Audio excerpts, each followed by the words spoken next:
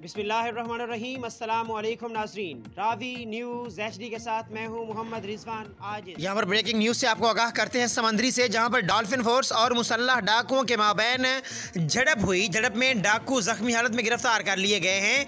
Dolphin police और डाकुओं के माबैन मुकाबला पर जाए वकुआ पर DSP सर्कल समंदरी सैयद नज़र अब्बास शाह, SHO सिटी तारिक अमीर, SHO सदर राय आफ्ताब वसीम समेत डॉल्फिन फोर्स और पुलिस की भारी नफरी मौजूद है। मुकाबला तफसीलात के मुताबिक समंदरी में मुसल्लह डाकुओं और डॉल्फिन फोर्स के माबैन फायरिंग का तबादला हुआ। फायरिंग के तबादला में डाकुओं को जख्मी हालत में गिरफ्तार कर लिया गया है। एक डाकू की हालत नाजुक भी बताई जा रही है, जबकि डाकुओं की जानिब से की जाने वाली फायरिंग के नतीजे में 6 शहरी भी जख्मी हुए हैं, जिनमें से 2 की हालत तशवीशनाक बताई जा रही है।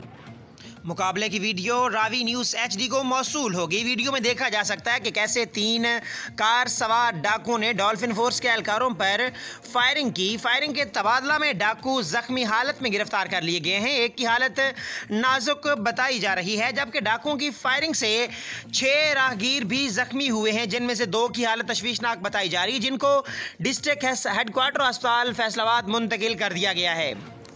समंदरी की आवाम ने इस मौका पर डॉल्फिन फोर्स जिंदाबाद के खूब नारे लगाए और अपने हीरोज़ को खूब खिराज तहसीन भी पेश किया।